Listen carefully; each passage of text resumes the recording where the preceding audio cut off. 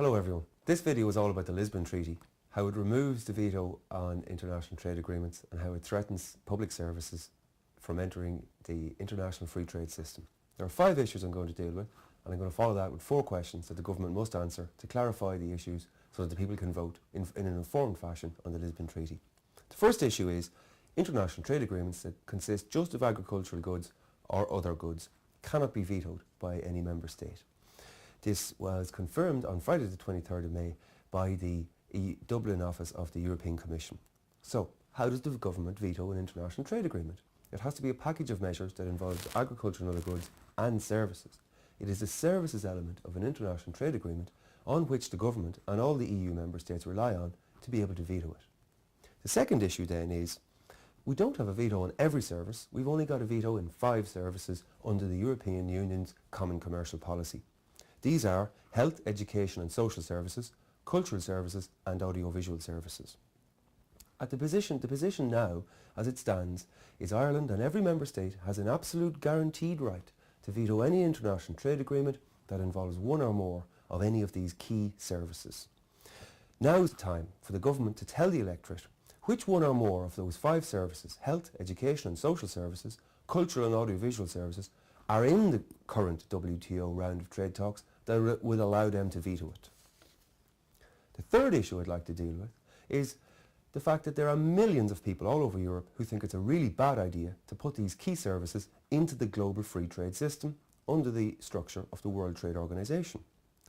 Unfortunately, it's necessary to go into the reasons why this is a bad idea. Here we have 6 reasons which are the key guiding principles of the World Trade Organization. First of all is predictability.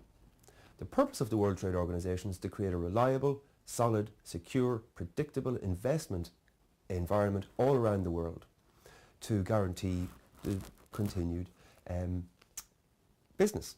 So predictability means that no future government can remove from the WTO a service that a previous government has put in.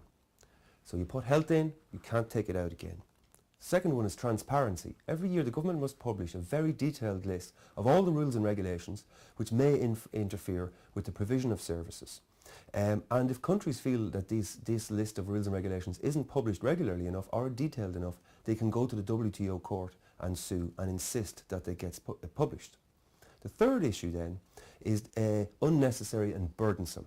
That all the rules and regulations that the government has governing the provision of services cannot be seen as unnecessary barriers to trade, and they cannot be more burdensome than is necessary to ensure the quality of the service. If people feel that the rules and regulations for the provision of services are burdensome and are unnecessary, then they can sue the WTO court and try to insist that the government reduces their regulatory control over services.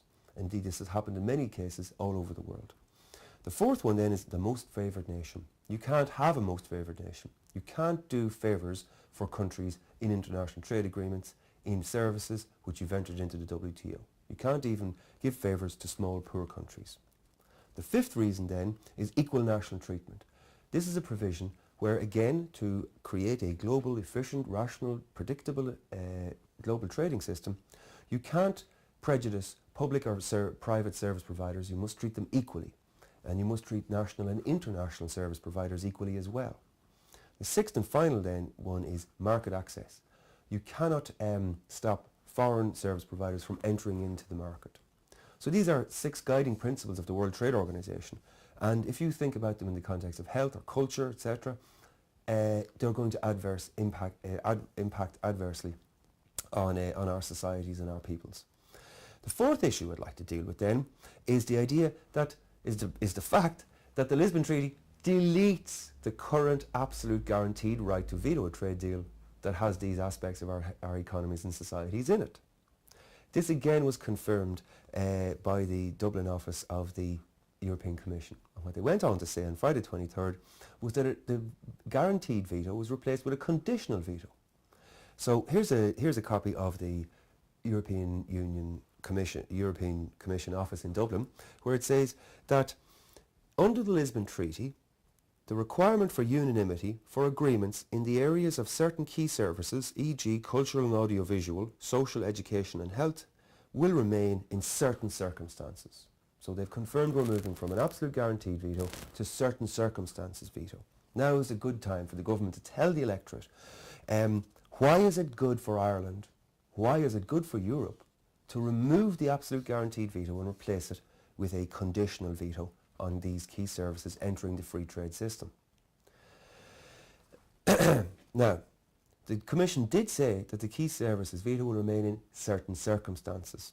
So remember now that it's the services aspect of an international trade deal that the government is relying on to be able to veto the agricultural part of the deal.